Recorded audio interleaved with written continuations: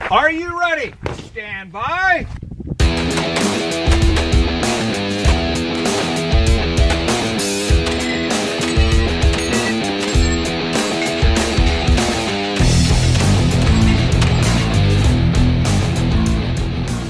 Welcome to the 3-Gun Show, your source for technique, strategy, and match recon, brought to you by Armalite Rifles, LAG Tactical, and Breda Shotguns. I'm your host, Dave Hartman. This edition of the 3-Gun Show is a match recon podcast of the 2017 Nordic Vortex Tri-Gun. All right, I'm with Christy Hiring of Aguila Ammunition. Christy, welcome to the show, and we're here to talk about the Aguila Cup that is happening June 14th through the 17th in Decatur, Texas.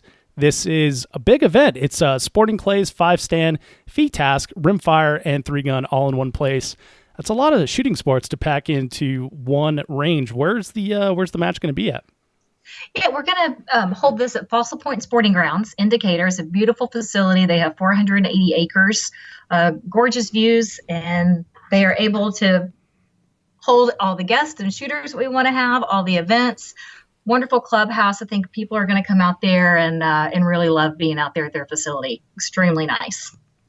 And so this is not just a shooting event after the shooting's over for the day. It sounds like there's going to be more family-friendly events afterwards as well.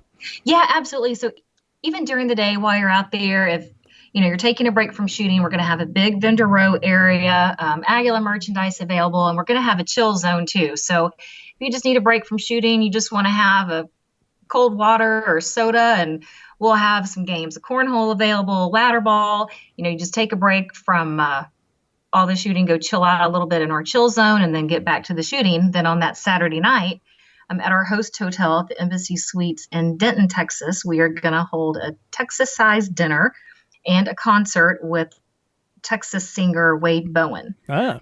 So tickets for all shooters, they're $65. If you are a rimfire and 3-gun shooter, your entry fee is $60, and then another $65 that will cover the concert and the dinner. And also, if you are bringing family and friends out there, you can purchase tickets for your family and friends that are attending with you. I like it. All right, so this is June 14th to the 17th, Decatur, Texas. And for more information, go check out shootaguilacup.com. That's AGUILA. Christy, thanks for being here. Thanks so much. This podcast is brought to you by LAG Tactical. I've been using LAG gear for 3 years now, and I just got an upgrade into their new for 2018 MCS mag pouches. MCS stands for Modular Carry System and is a 2-piece design that fits most double-stack 9 and 40 mags and most AR mags. That means I can loan gear to someone in need on the range, even if we're shooting different guns. I've been using these pouches for many matches now, and they've been great. I like that you can choose the retention based on what is required by the stage, Speed Demon or locked in tight. I've been shooting the low-cut Supernova holster as well, and it has been a dream. They make it in a mid and high cut too if you're into that, but I'm digging the low cut, super fast draws, and plenty of retention when you need it. Check them out, lagtactical.com, and use code 3GS in all caps to save yourself 10% when placing an order.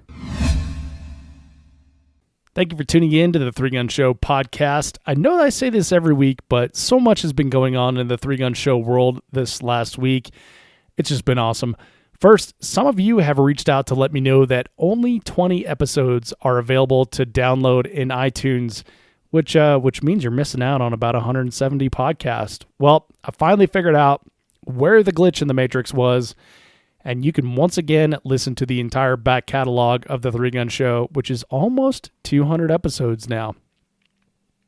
Second, I got my Breda B12IS in from Hayes Custom Guns a couple weeks ago. The dudes at Dissonant Arms hooked me up with a Briley extension tube, which brings the capacity to 12, which is pretty standard for TAC ops. And I'm incredibly impressed with how well that combo handles. There are a couple pictures of the shotgun on the 3-Gun Show Instagram and the Facebook page that you can check out, and there's going to be plenty more to come as well. I only have one range practice session on this little guy, since I'm training up with a pump shotgun for the Colorado 3-Gun Championship. But about 150 rounds, tons of loading, tons of shooting, plate racks, knockdowns, stuff like that. So far, I'm really digging it. I also got the opportunity to lend it to a junior shooter at last Saturday's club match. And so, yeah, the very first time it's shot in a match was not by me. And not only did he seem to really like shooting it, he was also able to get his shoot his first ever slugs. And he went 1 for 1 on 3 targets at about 55 to 78 yards. So that was really cool. Max, I hope you enjoyed that if you're listening. More to come on the shotgun in the future, but so far I'm really digging the gear change up. Now on to the show. The Nordic Vortex Tri-Gun is a storied match that was started by DPMS, and through some political difficulties at their original range, turned into a shotgun-only match. That carried on for a number of years and spread the shotgun culture throughout the practical shooters of Minnesota. The Tri-Gun has been resurrected and is running wide open now. So if you're preparing for this year's match, which is coming up soon, or you just love a good story from the range, you'll love this Match Recon. These are the types of podcasts that you will hear real time as a supporter of the 3-Gun Show on Patreon. So sign up today, patreon.com/3gun show. That's Patreon,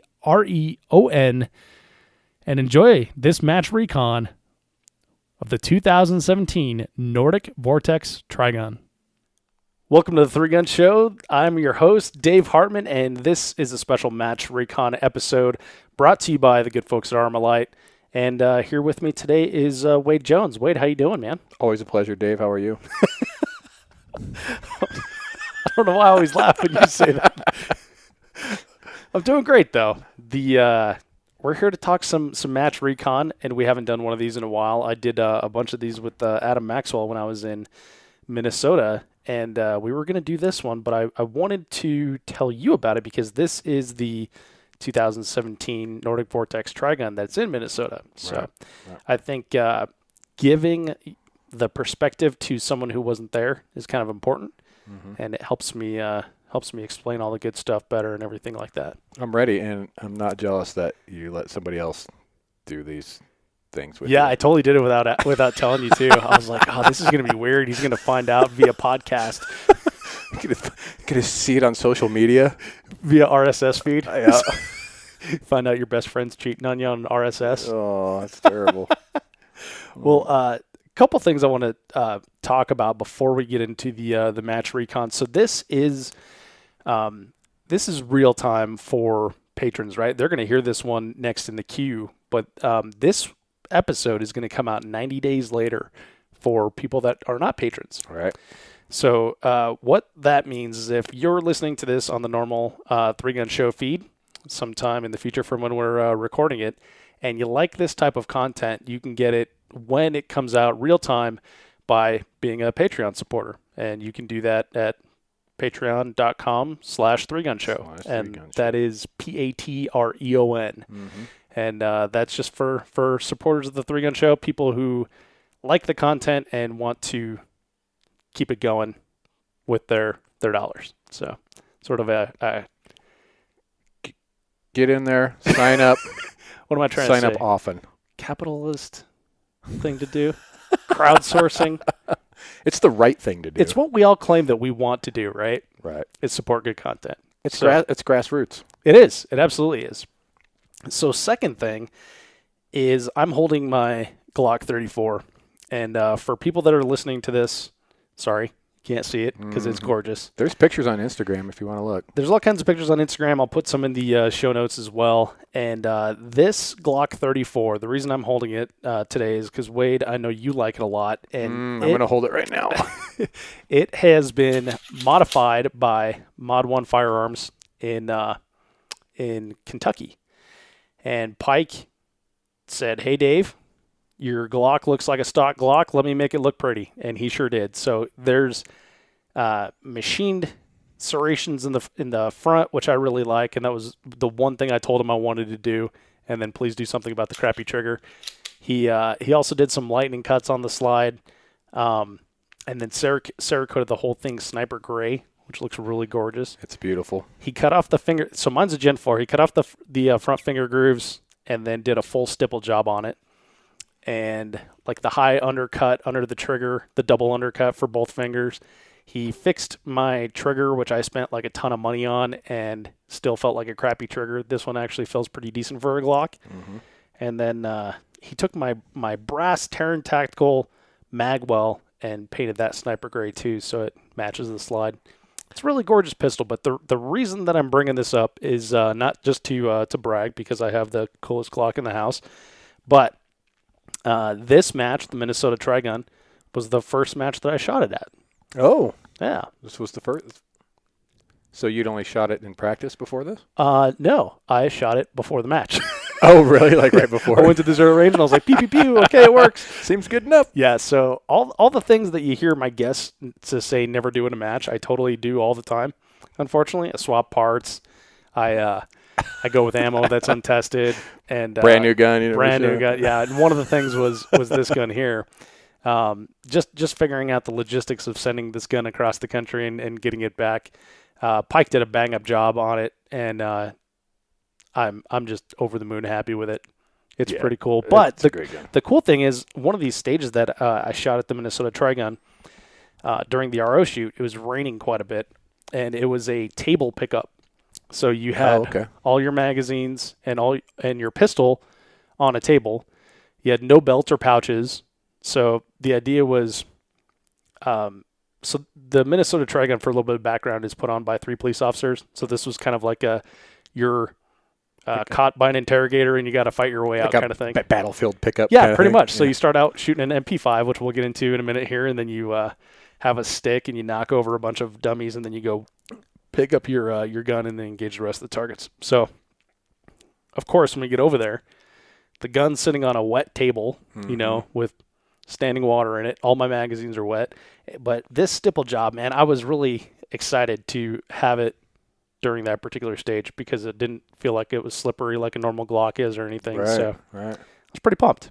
Good deal. Yeah, thumbs up. So thumbs up on that. And again, for you people that are listening and not here in the room with us, which is most of you, nearly all of you, nearly all of you except for Wade. I'll put pictures of it on the show notes at threegunshow.com. So just check those out. And thumbs up. And thanks, Pike, for making this an awesome pistol. Yeah, me next, Pike. All right, so let's move on. I think that's all I got to talk about. All right, let's get going on this. Yeah, let's do it. So, okay, Wade, match I shot. It's my first match I shot in Minnesota. I was pretty pumped about because I've got a lot of listeners in Minnesota. Mm-hmm. It's a really vibrant practical shooting community. I have a lot of friends that are from there. Right. So I was really looking forward to this match. So this is the storied 2017 Nordic Vortex Tri-Gun presented by the Minnesota 3-Gun Group. And it was held June 24th and 25th at the Forest Lake Sportsmen's Club in Forest Lake, Minnesota. It was a time plus penalties points match. And the rule set was the Tri-Gun match rules, which were actually physically printed out and given to each competitor, as well as emailed out 2 weeks before the match.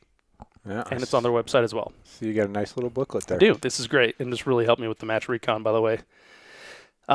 It was a 3-day format, 4 stages the first day, 3 stages second day, 2 stages third day, and I shot the entire match with the ROs in 1 day. Oh. Minus 1 stage. We did this in 2 days. Minus 1 stage, which I had to complete on Sunday because I had other obligations as well. There were 234 shooters, 221 finished the match. Divisions were heavy limited, and the winner in that was Jomar Villamore, who is one of the Minnesota 3-Gun Group, one of the 3. Okay. So he won his own match. All right. There were 9 people in that division. Heavy Optic, Jay Carrillo won. 10 people in that division. Interesting that they have 2 heavy divisions. I was going to say. Usually there's not enough participation to have 2 divisions. And if they combine that, obviously they'd have, 19. But interesting that there were 2 of them. So open division, Josh Freilich, who also won the overall in the match. 22 people in that division. TAC Limited the winner was Nathan Payne. Okay. 37 people in that division. And Tactical Optics, Jake Latola with 156 people in that division. So, couple things I need to get out of TAC Optics. Yeah, no kidding. No kidding. And two, so Jay Carrillo is an Illinois guy.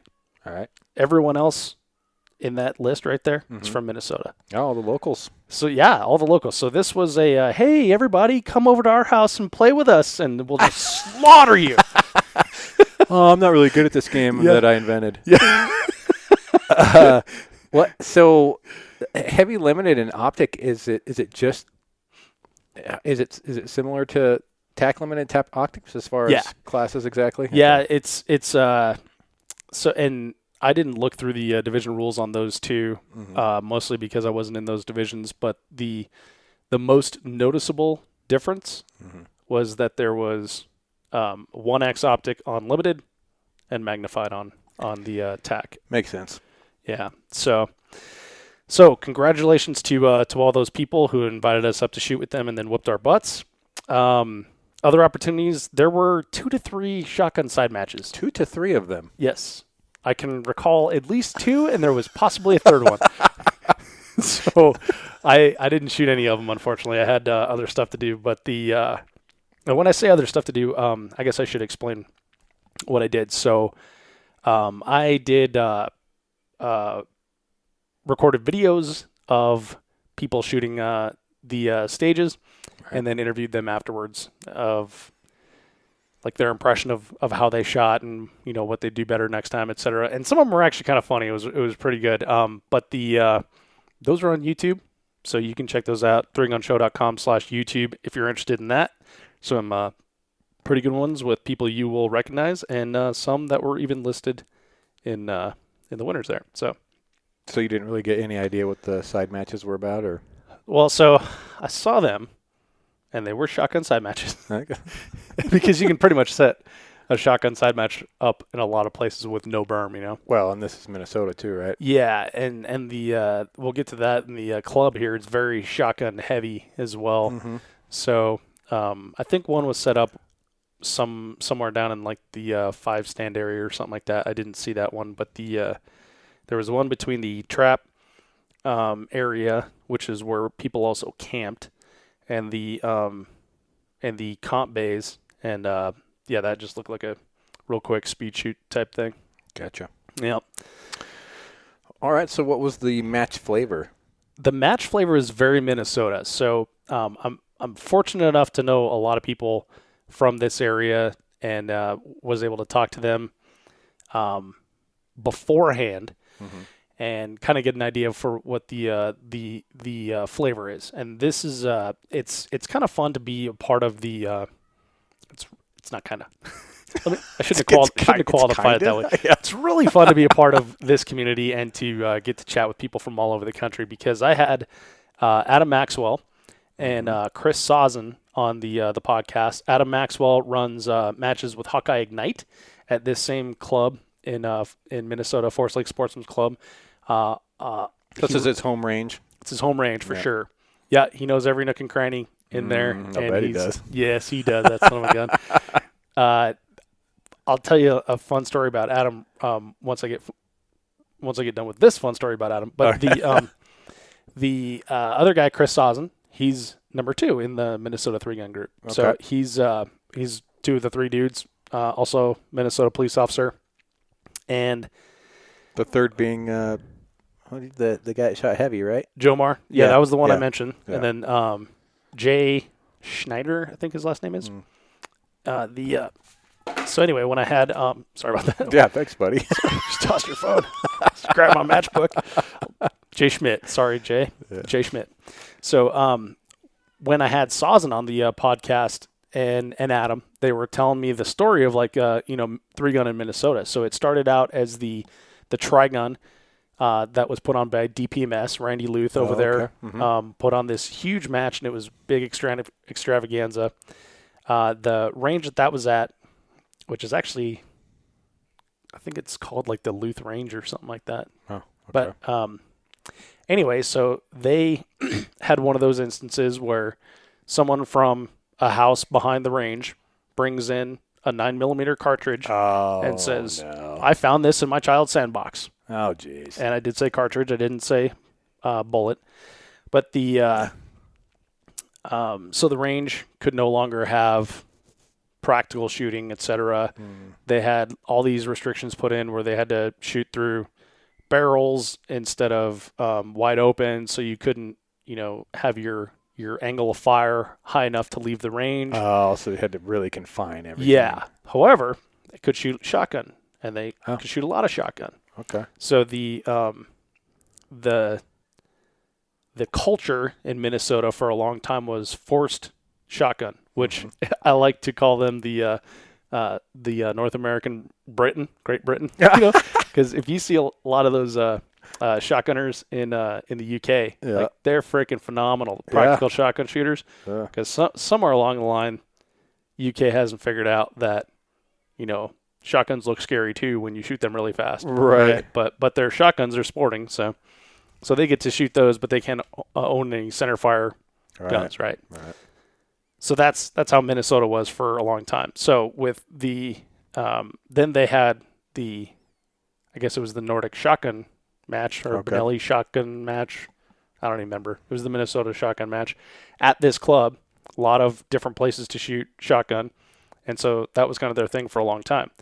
This club, Forest Lake Sportsmen's Club, had some tactical bays built.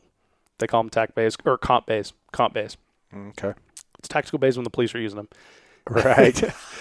So, and the police use the heck out of them. Holy cow. This is a very vibrant club. A lot of use at this club. So anyway, they built some comp bays, then they built some more comp bays that we'll get to in a minute here, and now they can have a 3-gun match. So they resurrected the Tri-Gun, and that's where this came from. Okay. But their heritage of being heavy shotgunners stands true.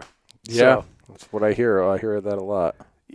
Yeah, sure. And they did not disappoint. They had there's a lot of shotgun targets. They're difficult shotgun targets by their presentation, hiding them behind trees and stuff like that. Oh, okay. Far away targets, and then their pipes that they were shooting were freaking heavy.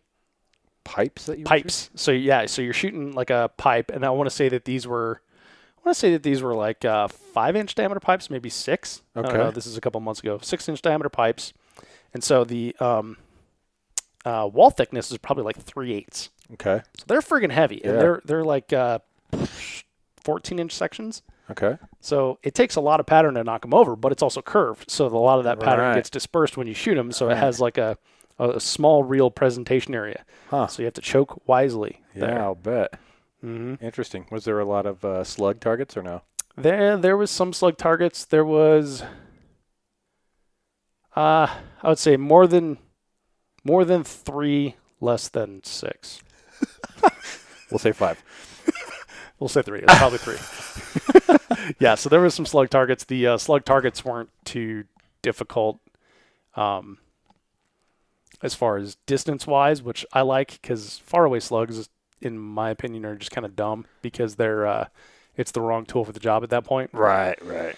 But the I like difficult, achievable slug targets. Like they had BC zones that were probably like 40, 50 yards away in some cases, but it was a partial presentation because it was obscured by a barrel. And then they made you lean out because there was a wall you're shooting from behind. Oh, okay. And so that's a difficult shot, but it's not difficult because it's stupid far away. Right. So I think that is a more creative use of a slug target. So the pipes, they're just like standing up on end, like a popper just kind like of thing? just like a they're on like a little platform, like a little post that you hammer into the ground. Then it's got like a flat piece of steel that it sits on. Then the pipe sits on top. Okay. So kind of like a knockdown target would be. Like the cowboy action guys shoot at the little chickens and birdies and stuff. Yes, just like that.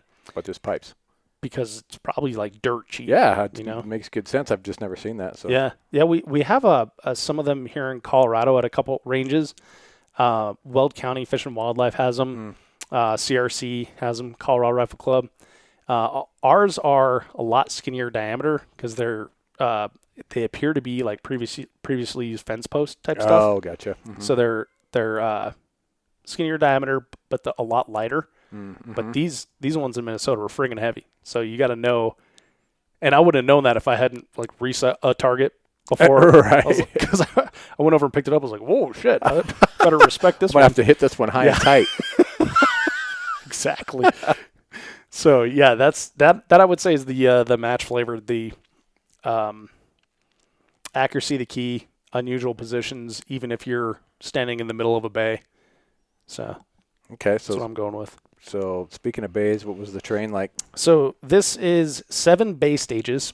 2 of those stages are on what appear to be a white sand beach in the middle of Minnesota. That's nice. Yeah, it was lovely. Don't set your shotgun down anywhere. Yeah, I was gonna say, great getting it out of your shoes. Exactly. Yeah, and your guns and your mags. 3 of those bay stages were multiple bays. So multiple bays in a single stage. Am I? Yes, multiple bays in a single stage where you have to run from bay to bay to bay. Okay. Yeah. So there was a pistol bay. There was a pistol stage that I said you started with an MP5. Uh-huh. And then you start in one small bay, and it's like a 25-yard, 22 caliber rifle bay. Okay. And then you shoot that all the way at the back. You run out of that bay while you're, shooting, or while you're knocking over these big dummies with a police beating stick. Police beating stick. I don't know what you would call it. Baton. There you go. It wasn't like the traditional baton that I think of. It was like it was literally looked like a weapon of opportunity. Oh yeah, it's like one of those big rubber ones. No, it was wood, but it had Okay. some knurling on it, which made me think someone put some thought into it. Yeah, some Yeah, hand carved. something like your high school wood teacher would have, just because there's plausible deniability. He's a wood teacher, but Yeah. if you get out of line, he's going to whack you with it. It's just a table leg until it smacks you in the head. Then it's a baton. Yeah. Okay, so it was a table leg. Yeah, and then anyway, so you run from there to the next bay, shoot a bunch of stuff, and then you run to the next bay and shoot a bunch more stuff. I think it was stage 9, which is called Meltdown, is a 2-bay stage where you start in one bay, and it was the slug targets I was telling you about, mixed with some far off bird shot that were like 5x5 knockdowns, like that I picked up off the prize table there. Oh right. Gunfighter targets, which are kind of fun. Mm-hmm. Then you go to the next bay, and the next bay is like a 270-degree bay. Oh, cool. So the next bay, the only part that's not a bay is the part that you get into it on. Mm-hmm. So it's pretty unique layout, and we did shoot. We shot like 270 degrees in there. We're pretty wide on it. Yeah. Well, we shot. Just say, as you run in the bay, you shoot to your left. You shot rifle, then you dump your rifle, then you shoot again as you're running into the bay, straight forward with your pistol, and then to your right with pistol as well. So cool. Full array on that, which was it was a lot of fun. And the berms there are 2 stories tall. Oh, 20 feet tall. wow. They're huge. I guess They have so. to be because they're really close to the highway. But I gotcha. yeah, but that does give you a lot of different opportunities and options as far as stage design goes. Sure. So it was pretty cool. So that is the bay description, and then there were 2 natural terrain stages that were jungle runny type things. One was all shotgun, and it was very difficult for the ROs. Oh yeah. because they just went out and set everything in plants. And then by the end of the weekend, you hadn't seen the paths, the swaths cut from the shot. dude, yet, by the right? end of the weekend, it was like someone went in with one of those brush hogs and cleared the entire thing out. I'm not kidding. I went back through the last day because Adam was RO on that stage, and I was upset. It's like, this is a completely different stage. Yeah. Like, I had to like poke around for targets and to like look over stuff and look through stuff. and you didn't have to do that on the last day at all. Yeah, Like, you guys they had were to do all out in the open. You guys had to do some target finding. Yeah. So Sure. then another stage that was jungle running. You start jungle running with your shotgun, and then you end up with your rifle and or pistol at the end, and that. So it's kind of jungle run, and then you run into a bay, Oh, okay. which is kind of pretty cool because you get to the fun aspects of both. Mm-hmm. And when you're jungle running and you've got like rifle or pistol, you need a lot of run out on that jungle, and they don't have a lot of run out there. So now they've got you running into a bay, which is pretty unique use of their facility and their terrain. It's pretty smart. Yeah, it's cool. I like that a lot. All right. So what were the main skills utilized? So this is mostly a precision type match. There was not a lot of hoser stuff. There was just a couple. No hosers in No Minnesota? hosers. Oh, jeez. It's unintentional. I'm sorry. I apologize, northern friends. That was a softball. It really was. There's some arrays that were, stuffed real close together, but generally you would find like 4 or 5 targets that were really far away from you. Far away from you in like a traditional sense that you would see in 3-gun. So it would make you stop and respect the target and shoot it. Okay. And that was the same with pistol and the same with shotgun. With rifle, there was one long-range stage that we'll get to in a minute here. And in the other places where there was not long-range, they gave you smaller targets. Okay. And one example is clay targets hanging from a string, which ate people's lunch. Yeah. Yeah, because when you do that at 25 yards, you got to worry about your offset. And then if you're shooting from under a casket like you were in one, then a casket? Yeah, we'll get to that. All right. So now you're crunched. Your breathing apparatus is squishied because you're trying to get on your scope under the technical gasket. term. Squishy to breathing apparatus. Yeah. Okay. You didn't know that? Yep. So then it's a 3-gun thing. But so clay targets you have to respect. There were opportunities to shoot sideways that weren't through small little holes. Usually when a match director wants you to shoot sideways, they will just put a sideways slat to make you do it. Have to lean it, Yeah. But there were a couple opportunities to shoot sideways that were under things. Okay. Whereas if you're super flexible, like some of the ladies that we shoot with, like Lanny Barnes or Becky Ackley, then you could just, squat down and get like an ass to grass squat and then lean your head over. And... or no, like knees on the ground with your butt on the ground. Oh, okay. Oh, I got you. Yeah. Whereas with me, like that's super uncomfortable and almost physically impossible the older I get. But I can do one leg forward, sitting on another leg, leaning over, squatting down. If that doesn't work, I can just take one knee and lean over. So now my rifle's at 90 degrees. And if it's a generous target that's pretty close, then that's pretty easy option as well. Doable. Yeah. So then, let's see what else was there. Yeah, far pistol targets, shotgun targets are far, uncovered positions. Getting crammed inside small areas, we had to shoot inside pallets that were like stacked up. Oh. Yeah. Like a little pallet fort? Yeah, like a pallet fort. If you were 5 and you made it for your size. Small pallet fort. Exactly. Very small pallet fort. Designed by Jay Schmidt, who's really small. So good job, Jay. Yeah. Clearly that was not designed by Mr. Sazin, who's very tall. So getting crammed inside small areas, you had to load your shotgun inside that. So that's fun.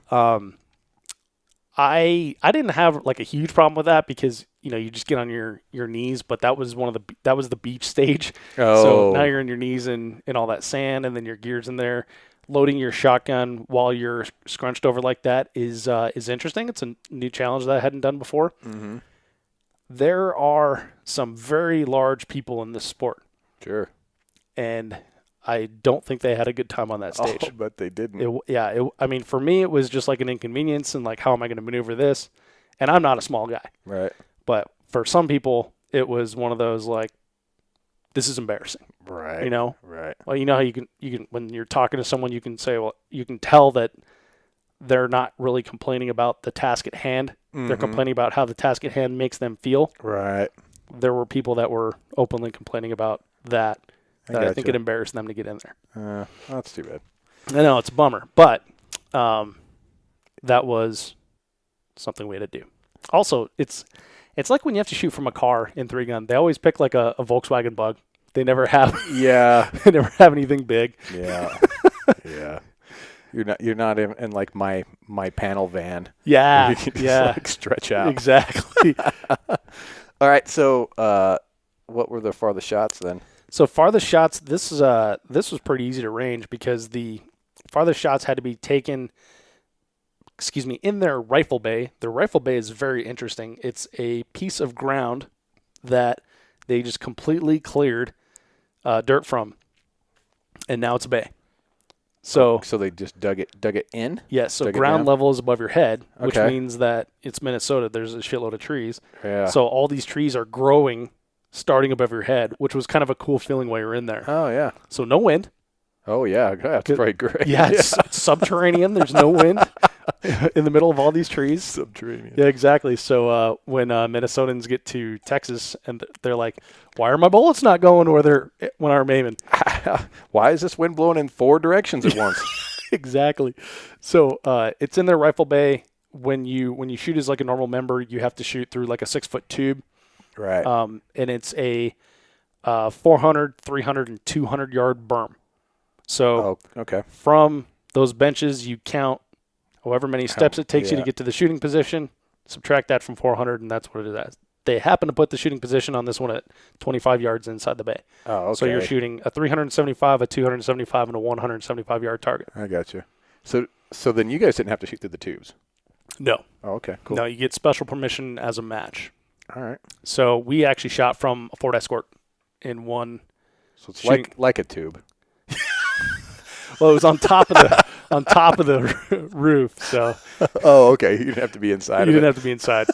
You have to sit bitch in the middle of a Escort with 2 other dudes. So this was actually kind of cool because you start off the Escort and then you had to mount the Escort in some manner. So the first thing you did was you shot a target.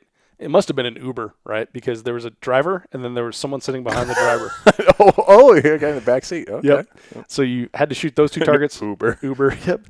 So whap, whap, whap, whap, and then now you jump on the hood or however you want to get there and shoot over the roof. You could lie on the roof if you wanted. Most people didn't choose to do that.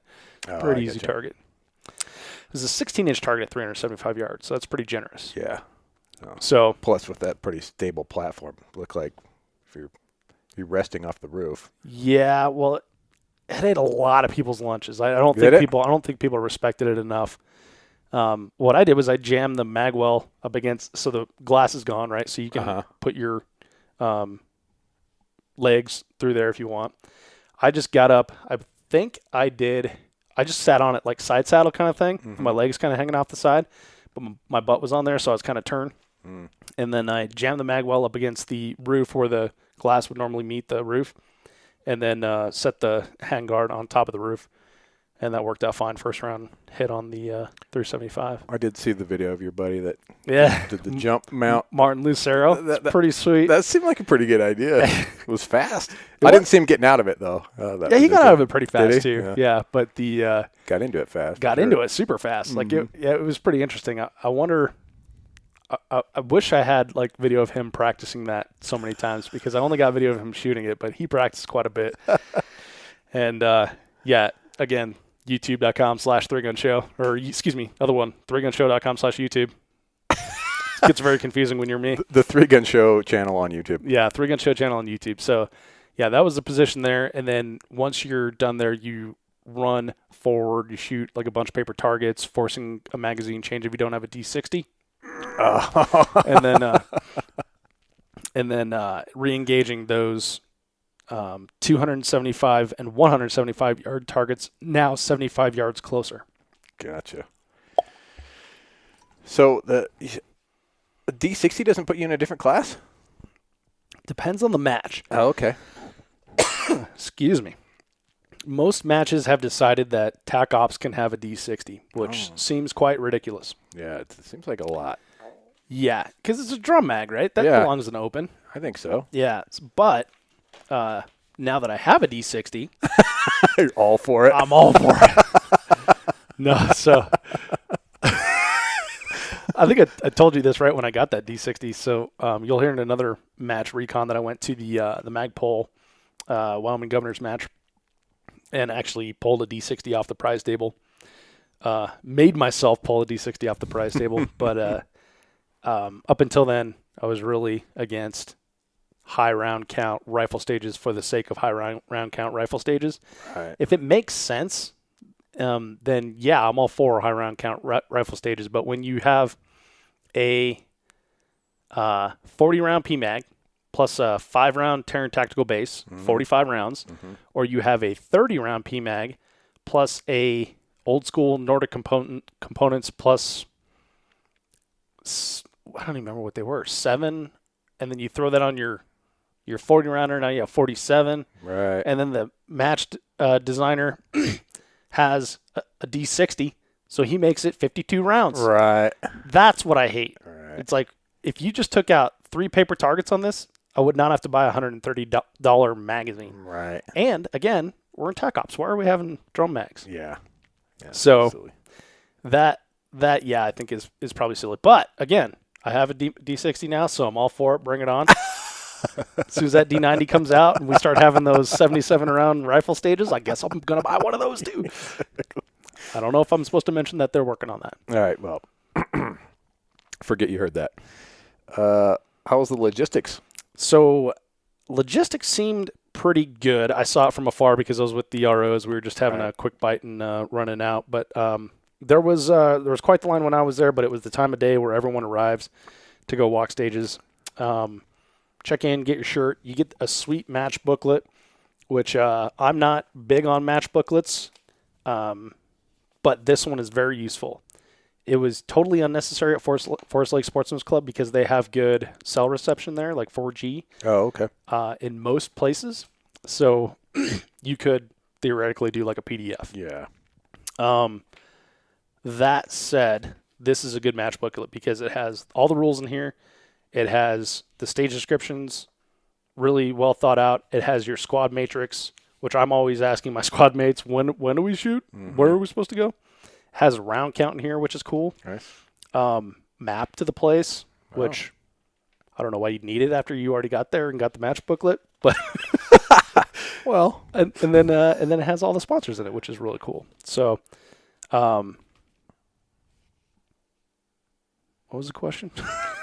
just logistics. Logistics, yeah. So logistics looked pretty decent. The RO match was very disorganized. So did you guys shoot? What day did you shoot? We shot Wednesday and Thursday. Okay. And then the the main match was Friday, Saturday, Sunday. The RO match, we had no stage descriptions whatsoever. Oh, really? On any of the stages.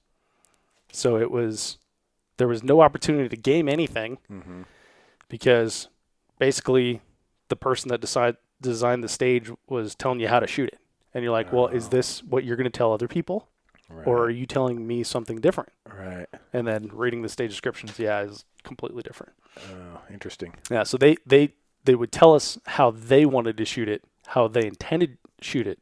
Right. Not a stage description like you normally get, and then you decide as a shooter how I'm going to shoot it. So they're saying, like, you got to engage this, this, and then do this, rather than you got to engage all these targets in whatever fashion you want. Right. Yeah. I got you. And again, it was stage dependent and person dependent because there was many people that designed the stages. But yeah, so that part was kind of a bummer. The the massive disorganization of the RO match kind of ruined a lot of the excitement for me. At the beginning of the day, all of the ROs were on one stage when there are 9 stages. Yeah, why? Exactly. But the And then I look at the, the match booklet, and it's got like a really good squad matrix, and it has the times you're supposed to be there. Mm-hmm. Everything seemed to run really smooth. I talked to a lot of the ROs, and they said that their stages ran smooth, and they didn't have like a lot of huge hiccups or hangups or anything. And then it was why not make a little bit more effort for the RO stage? Yeah, or the RO match. Give me some info on the venue. All right, so this venue is really cool. So this, if this venue were in Colorado, it would be the nicest range that we have here. Yeah? Yeah, just because the amount of public funds over the 50 years that it's been in existence, and how it's utilized. And they have a, I don't know what you call him, range master, range director? Ron. They have a Ron. They got a Ron? Ron, and he really loves that range. You can tell by the care that he takes in everything he does. Mm-hmm. And also a really nice guy. So it's like the president of the club or something, or? No, he's an employee of the board of he's an employee of the club. Okay. So I don't know if you call him caretaker or what, but he's the main man. Yeah. So it's a membership club. He is not a member. He's in a paid position, from my understanding. Okay. So and if I'm wrong about that, these are the facts that these are the facts that I have in my head, and my mind cannot be changed. Okay, so they have, like I said, they have rifle bays out to 400 yards, competition bays, and again, 20-foot berms, which is insane. Mm-hmm. 5-stand sporting clays, trap and skeet, 3D archery, and sand every friggin' where. What's the deal with all the sand? I don't know. Just over in the comp bays, like the ground that it's in, like it wasn't added sand, like it's pre-existing sand. It's normal terrain sand, huh? I guess. I don't know much about Minnesota. I don't know if they're full of sand up there, I guess, huh? Sandy soil. Like clay out here, maybe. I don't know, maybe. Everything out here is clay and rock. Maybe out there it's sandy. There's a lot of grass. Grass loves sand. Could be sand under the grass. Who knows? Probably, yeah. But their trap and skeet is like super vibrant. So I stayed on the range the entire time I was there. They had a couple RV plugins that I got kicked out of and then allowed back into. But another story. But the trap and skeet range are very well manicured. The trap houses and skeet houses are very well maintained. Is that their bread and butter there, it looked like? Or? It's also the closest to the parking lot. So I don't know. That's always helpful, yeah. There was not much that wasn't well maintained here. Mm-hmm. I'll tell you that. So except they could spray some Agent Orange and get rid of those flies for me. Other than that, it was great. A lot of flies. Oh my God, the mosquitoes were insane. But they have like a nice clubhouse that you would imagine. I don't know, look like a kind of like a cafeteria type thing from like a 1980s school or something, or 60s school. Big open, industrial tile. Sure. And, but that's where everyone goes in and registers. And then we just kind of hung out there at night. They have another clubhouse that they were in the process of refurbishing over by the competition bays. And that, I think, is just kind of like a instruction area. I think the more of a classroom setting. Classroom, kind of yeah. They called it the classroom, so that's probably what it was. So the police officers use that for their training and everything when they were over on the bays and stuff. Makes sense. Yeah. So the trap and the skeet, like every night that I was there, was something going on. Whether it was youth or people shooting, or some sort of club.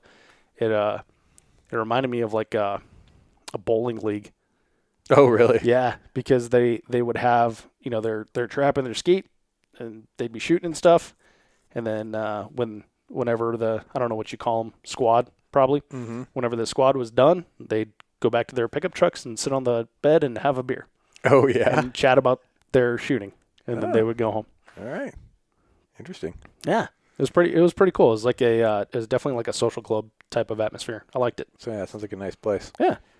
All right, tell me about the pre-communication. Pre-communication was really good. They had an email that came out 2 weeks in advance with rules, round count, self-squatting info, squad matrix, stuff like that. And there was also almost the exact same stuff that was in the match booklet. Okay. So I should mention that the match booklet has no stage diagrams, which is good because stage diagrams never match I gotcha. the actual stage.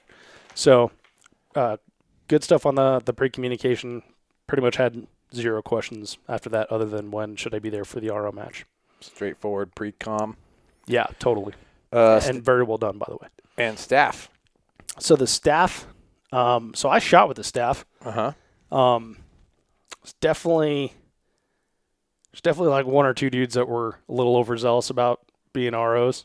Oh yeah. Yeah, and maybe like got a little bit in their head. Well, not maybe just like a little inexperienced. Oh, and I got you. Plus, they don't.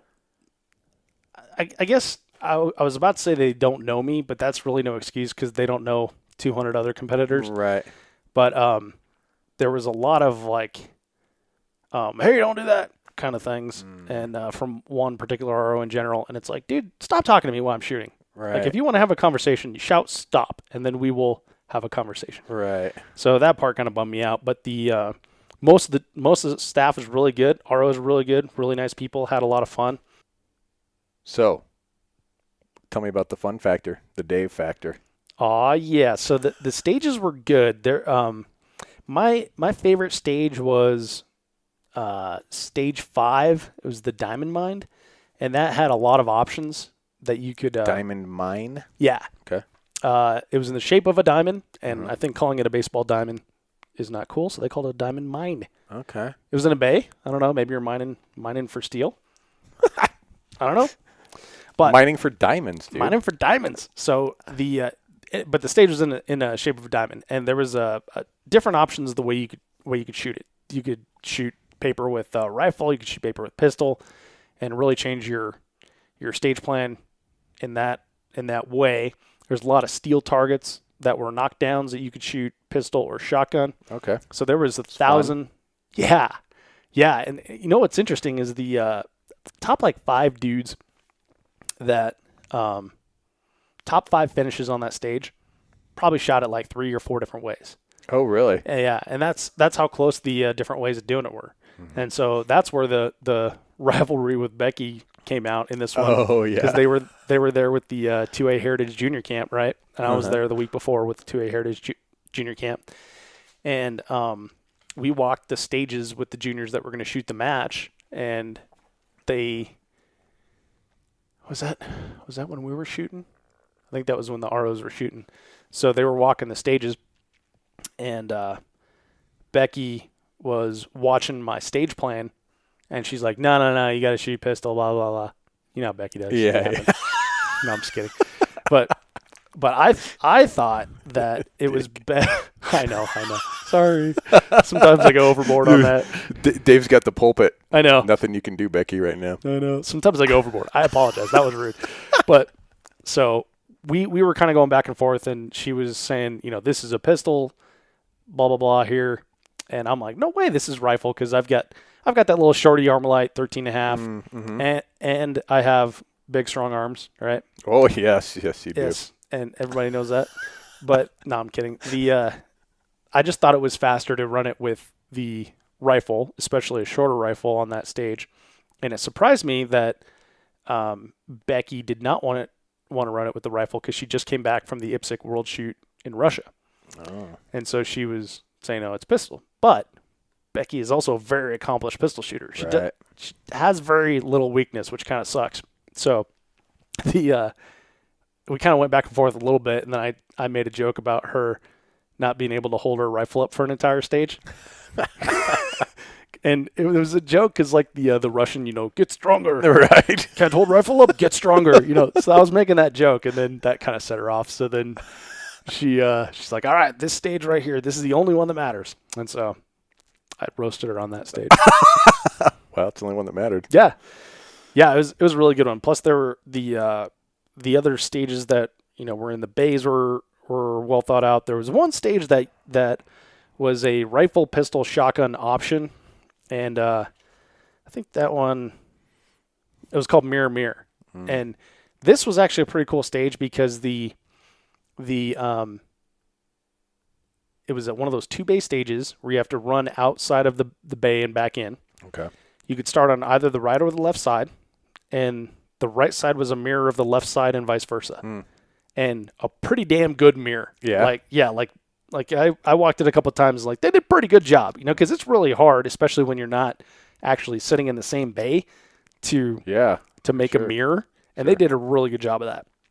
But when I looked at it with Adam and Sazin and some other people, it was clear to me that the best way to shoot it was only pistol. So you could shoot targets with rifle, you could shoot targets with shotgun. You could, when you leave the bay, you cannot bring your shotgun or your rifle, so you'd have to stage. So you could dump something and grab something? You could have a rifle on one stage, and you could have a shotgun on one stage, but you couldn't have it on the other stage. Oh, okay. But you could hot holster your pistol and take that with you. Interesting. So at that point, it's like, why even do the transitions? Let's just make everything a pistol target. Yeah, because it's going to be quicker to reload than to transition anything. Right. Yeah. So in that particular stage, I was like, nah, it's kind of dumb. How far were the targets farthest? Farthest target was probably like a 40-yard target, but it was a IPSC target that had hardcover on it. Oh, okay. Yeah. So good size. Yeah. Well, hardcover, I mean, now it's like half a IPSC full-size target, right? So, but there was so that stage was fun, but it bummed me out that it made it a pistol-only stage, because there was already a pistol-only stage, and this is 3-gun, right? So, gotcha. But that said, it was a really well-designed stage. All the stages in the bays, save for the casket/pallet stage, were really good stages. The jungle run was fun, but I was really bummed out at the end when I looked over there and like all the targets were all of a sudden out in the middle of the open. Right. It was like as if the forest just cleared, and it just really punctuated to me like how difficult it is for an RO to shoot a great match. Yeah, sure. So another reason we should be thankful for people that volunteer and respect their time. Well, that's why I think it's cool when they have, the RO prize table, right? Do it separately. I think that makes a lot of sense too, because, you hear about times when the ROs shoot something and then they change the stage. Yeah. Yeah. Because there's bees and bears and whatever like else. The Vortex shooter source smash. Yeah. Exactly. Yeah, so that was part of the day factor. Oh, and I have one gripe. There was a stage where we had our rifle, our pistol, and our shotgun inside a casket, which is cool. Because you're like, where did they get this casket? Right. Does it smell? And turns out the casket belonged to one of the ROs. And I was like, okay, that's interesting.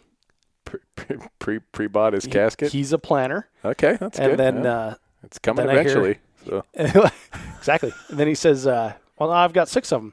And he was like, okay, all right. Casket collection. Okay. Collector? People are into their own stuff, whatever. Yeah. And then it turns out he runs a haunted house. Like, okay, you should have led with that. Yeah. You think you might. Yeah.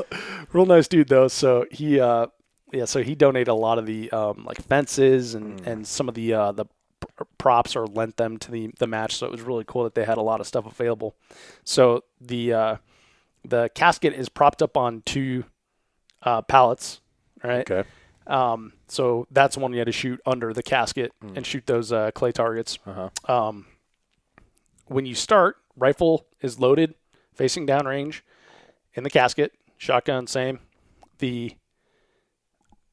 how's it facing downrange in the casket? Casket's sideways. Okay. And then so it's kind of like the center point of 2 bays. So one bay goes. Oh, okay. So they're pointing out. Yeah, 90 degrees from each other. Gotcha. So one bay you shot the paper targets and the clay targets, or no, just the clay targets, and then you turn left, and then there's steel targets to shoot from like a VTAC barricade. Okay. So, and I nearly positive. Right. Yeah, they were loaded. Yeah. So guns are loaded facing downrange. My only complaint, pistol was hot, and you had to holster it first before you shot your rifle. What? Yeah, pistol was hot, so you have to put it in your holster. And then you pick up your rifle and you shoot those clays. Finish that dump, and then pick up your shotgun, run down to the pallet, and shoot those targets. So I'm not against hot holstering a pistol. I'm against compelling people to hot holster a pistol because there are a lot of people out there that should not hot holster a pistol. Gotcha. Also, what did that add to the stage? I was going to say, why? The idea is that it's Terminator 3, right? You dug up your casket with your cache, and then you're shooting stuff. So you didn't have to balance the casket on your shoulder. I think that's why it was elevated. The other part is where did the pallets come from? If this is a Terminator 3, just say the casket stage. Yeah, I got you. So like I'm all for like theme stages. I think theme stages are a lot of fun. Sure. But kind of half themed it, and then I don't know. It's been a long time since I've seen Terminator 3, but I don't remember pallets. Maybe it's a bunker. No, he pulled it out of like not a mausoleum, but like sort of the above ground, whatever you would call it. I think that's a mausoleum. Isn't it? Yeah, I guess it is. Yeah. But it was like one of the small ones, right? But then did they go run into pallets? No, there weren't a lot of pallets. I think there was a minigun involved too, probably. I know. If you're gonna do it, missed opportunity. No, I'm totally kidding. So that probably, I mean, shitting on someone's hard work they put into that, but I gotta say that wasn't very Terminator 3 like. So was the casket, was it open, or did you have to like it was flip open. it open? Oh, it was open. Kind of cool if you had to flip it. It would have been kind of cool if you had to flip it open. Yeah. But then there's like 2.5 minutes of you doing something on the clock that's not shooting. Yeah, you know? that's true. So yeah, that part was pretty cool. And then I already mentioned the getting inside the small pallet sort of thing was uncomfortable for a lot of people. How about some funny things that happened? I already mentioned the whipping up on Becky on stage 5, which was a lot of fun. She likes to point out that she won the entire match. Oh, but I would also like to say that we didn't shoot the same match, and we didn't say that the match counted. She said this stage only. So technically, you won. That's what you're saying. It helps me sleep at night. Yeah, and then like I said, the RO match in the woods was completely different. I mean, it was just a complete eye-opener as far as, and I'm sure it was different from day 1 to day 3. Oh, sure. First squad to third squad, third squad to fifth squad. After everything gets mowed down. Oh my God! But it makes you appreciate the match directors that do mow a place to put their targets, because there's hiding a target behind a tree that's not going to get mowed down, and then there's hiding a target behind foliage that is only going to be there for the first 15 shooters. Yeah, exactly. And so those 15 shooters have a significant disadvantage. And like I said, it's a reminder of how difficult the RO match is to put together a good match. So, all right, yeah, I think that's about it. Anything else? Vortex Tri-Gun. How do we call this thing? Nordic Vortex Tri-Gun, presented by the Minnesota 3-Gun Group. One thing, Wade, I want to do is, and we haven't done this on the Match Recon podcast before, but I want to give a little love to all the sponsors at this match. Okay. There's, when I say community, there's a lot of 3-gun related companies in Minnesota as well, and they came out in a big way and supported this match. So Nordic Components and Vortex Optics, obviously the two title sponsors, but JP Rifles, Hyperfire Triggers, Hornady Gunfighter Targets, Luth AR, Thunder Beast Arms, TACOM, Obsidian Arms, X-Rail. All right, buddy Mark. Yep. I get a funny video of Mark shooting. You're going to love. Keltec, Arms and Arms, Lucas Outdoor Line, ShootSteel.com, Sequence Precision, Brownells, CMC Triggers, Ergo Grip, Sierra Bullets, Hawkeye Ordnance, Weber Tactical, ORM Tech, King of the Mountain, A&S Engineering, XS Sights, Midwest Industries, Atlas Target Works, Starline, Smith & Wesson, Safariland, 3M, Peltor, and Arsec Gunfighter Targets. So those people, thank you very much. Big supporters of the Minnesota 3-gun match, which is it was cool to see. What'd you get off the prize table? I took those gunfighter targets. Oh, that's right. Okay. Yeah, which was cool that we were shooting the other weeks day. ago. I got to shoot your Glock. Yeah. Your Mod 1. Yeah, Mod 1 firearms Glock. So the reason that I mentioned all those companies is they came out and supported the match in a big way, and we as 3-gunners should support the companies that support 3-gun and the shooting sports in general. So if you're going to make a purchase, think of them. Absolutely. Yeah. All right. Anything else? Does that wrap it up? I think that's it, man. All right, dude.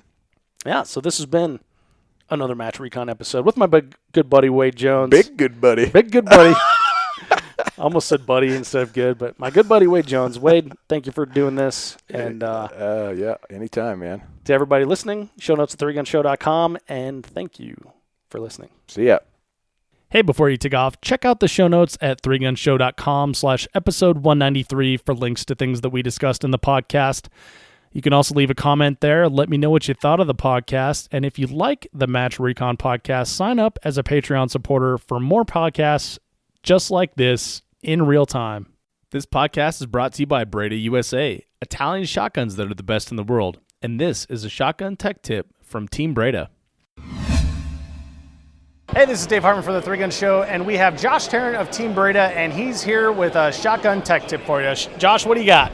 Today we're going to talk about shotgun stance. Stance is incredibly important to be able to shoot a shotgun well, manage recoil. So first up, we're going to start at the feet. You want your feet wider than shoulder width apart. If you're right-handed, you want your left leg further forward. You want about 75% of your weight on your left leg, weight over the balls of your feet. You want to have a nice forward lean of your spine. Shoulder the shotgun, roll your shoulder forward to cradle. And that'll help you ride the recoil and get back on target faster. That's another shotgun tech tip with Josh Tarrant from Team Breda. Thanks, Josh. Check out Breda's B12i 3-gun ready inertia-driven shotgun at BredaUSA.com. That's BREDA. This podcast is brought to you by Armalite, the original. Armalite rifles put the AR in AR-15. The rifles themselves come with 1-8 twist barrels, match barrels, 18-inch or 13.5-inch with a 15-inch or 12.5-inch handguard, Timney trigger, Luth AR stock, adjustable gas system, tunable comp, a patented tunable comp. This thing's ready to go right out of the box for a 3-gun with no additional modifications other than putting on a nice optic. I myself use a Vortex Viper PST 1-6 when I'm shooting TAC Ops or their Spitfire when I'm shooting limited. Check them out at armalite.com. Quick reminder that if you enjoyed this episode of the podcast, subscribe in iTunes, Google Play, Podcast Addict, or wherever you get your podcast content, so you will always get the very latest. Thank you so much for downloading, listening, and subscribing to the show. I'm Dave Hartman, and I'll see you on the range.